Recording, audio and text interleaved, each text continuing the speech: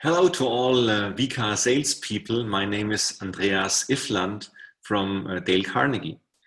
We have developed a series of tutorials to make the program Sales Excellence and the Coaching Competencies program for the sales leaders even more sustainable. And this tutorial is about the account planner. We have used it already in the second module of the Sales Excellence program. And hopefully we have used it already in the field. And now we get maybe deeper insights and get reminded on why it is important to use an account planner for our most important customers and for important appointments with these customers. Now, the Vika account planner is a tool that helps us to prepare for a meeting, to use it after a meeting, and to help us go through the whole sales cycle from getting in touch with the customer until we have sold, including the follow-through. And now I'll share my screen now and we'll have a look at the account planner. So here it is. First of all, the first step is to write down who's my account. That's obvious. And to write down some information about the industry and market insights and trends about the environment of the customer. Maybe we get that information from our market segment managers or from our own research, our knowledge. So to set the context for this customer. And then we take a few notes about what's my strategy with this customer. So where do we want to develop this customer? Where would you see opportunities and so on. And we set individual goals for this specific customer. After we set goals, we think about what could be challenges in reaching these goals and how can I overcome them? Who are the competitors, who also approach these customers? Which competitors did they talk about? What did we identify about them in the past? And what's my budgeted sales, and what could be targeted solutions that could be helpful for this customer? Let's not go too much in detail here in the beginning of the process because we want to really identify their needs instead of selling them something. But during the process, we can get some ideas and can write down. So what we're talking about here, is it pressure? Is it level or whatever? And who are the key people I need to talk to? Who are the key people I'm talking to already? Who are the key people I need to get to know from this customer? What's their position? How can I approach them? So this is the next step of key people. And any noteworthy news that are not covered so far, we can fill in the next box. Now, what's also interesting is which other locations of the customer work already with Vika. Maybe not in my territory, but outside this territory. Yeah, we are represented in more than 30 countries. So maybe this customer works already somewhere else, and I can use this this credibility that we get from the relationship so far. And then before the first meeting, you can think about what could be possible primary interest, buying criteria, and buying motive. Because when we have an idea what it could be, we can ask more targeted questions. But also here, like I said, with the targeted solutions, let's not be too rigid and not make it too tight, so that we are not restricted in the questions that we plan to ask. So all that we can do before we meet the customer the first time. If it's already an existing customer, we have filled this section already, and we can keep it updated and add more information that we have identified. Now, when we visit the customer, we all may remember from the program that we have delivered, the Sales Excellence program, that first we want to get their attention. So my plan is here to write down what's my plan to get the attention of this customer today when I visit them. Is it something I bring from the industry? Is it a compliment? Is it a question I ask, or whatever? So to really make sure that they are with us and not think about other things they have experienced before our appointment. After we've getting the attention, we prepare a credibility statement that we feel is valuable for this customer. Is it from their industry? Is it from a customer that has similar challenges? Is it from a customer that has other similarities?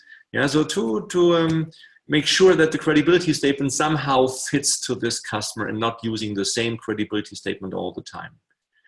We also can think about an agenda statement. So what's my plan for the meeting? What's the goal of our meeting? And what are my suggested steps? And when it's a first meeting or is a meeting when we identify needs, it's always important that the last step, or no, the second last step of the agenda statement is to answer them, to ask some questions, to identify their needs.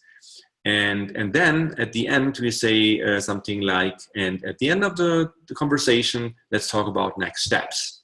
So these should be included in the agenda statement.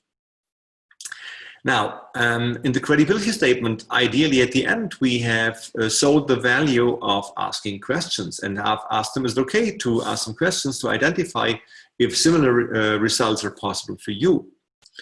Now, when we now have the right to ask questions, we should not sit there and think, what question could I ask now?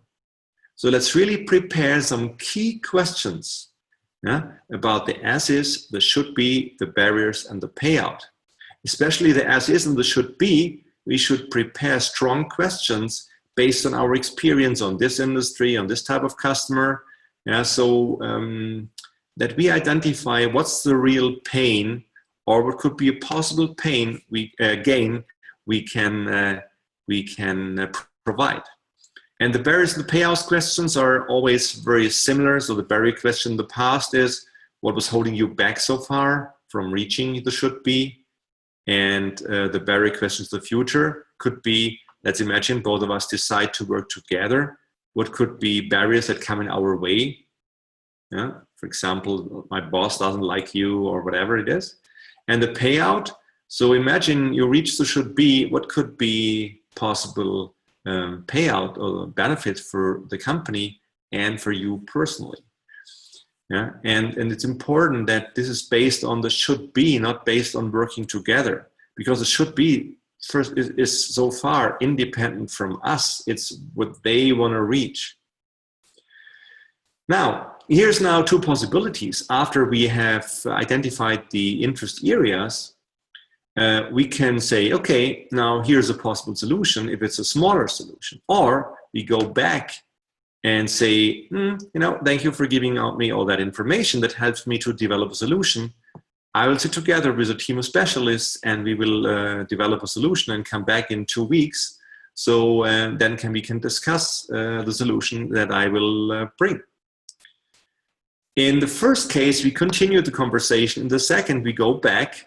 And before we come to the next meeting, now we replace in the interest area part of the account planner the as-is questions by the as-is situation that we have identified. We replace the should-be questions by the should-be situation. So we replace the questions by the answer. This helps us to prepare the solution.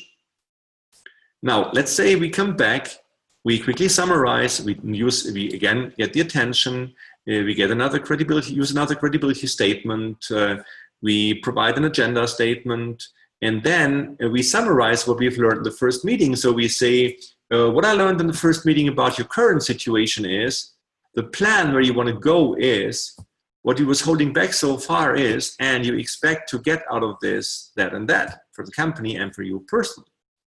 Now here's the good message. Based on your information, we have provided a solution that helps you with, and then we mention again the primary interest and the buying motive.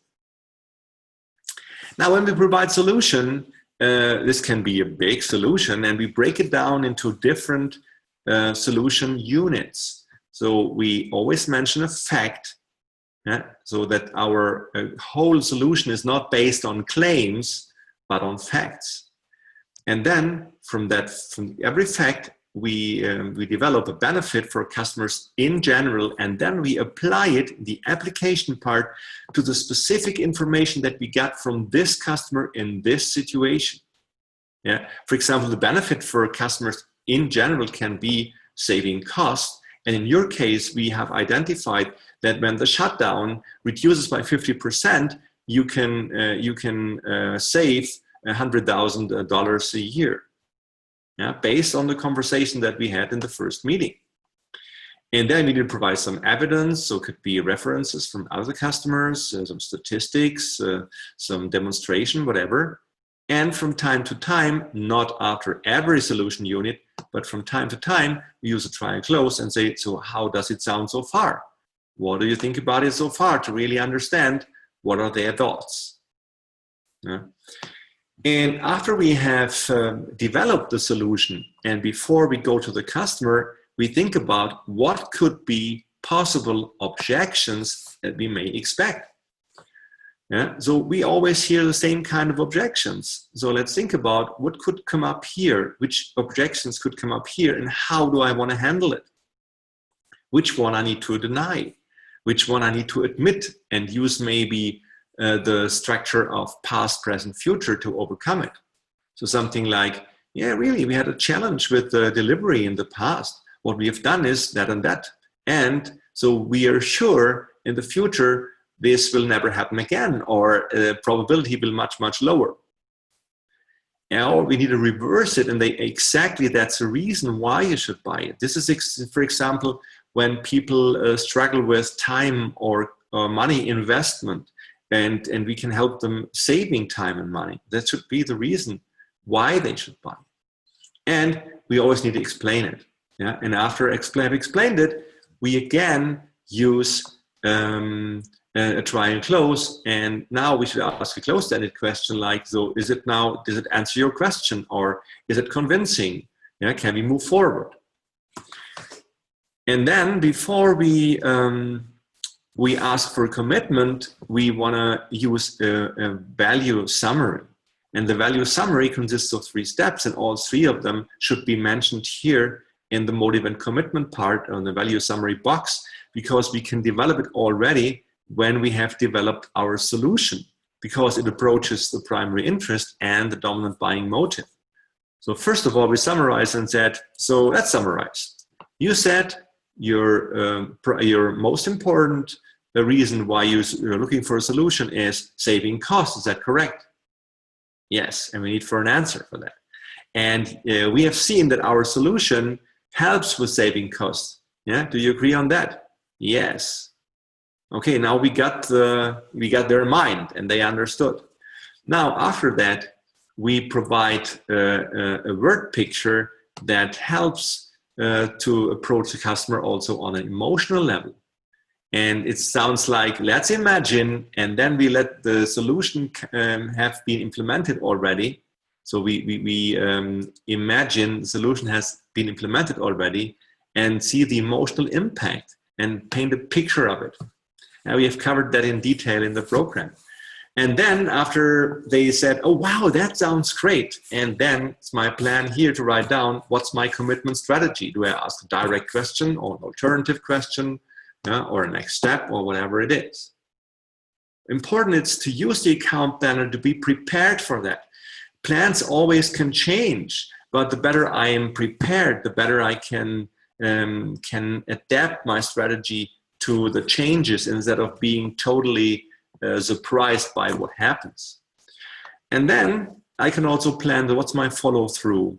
Do I tell them I'll call you in 2 weeks and ask how is it going?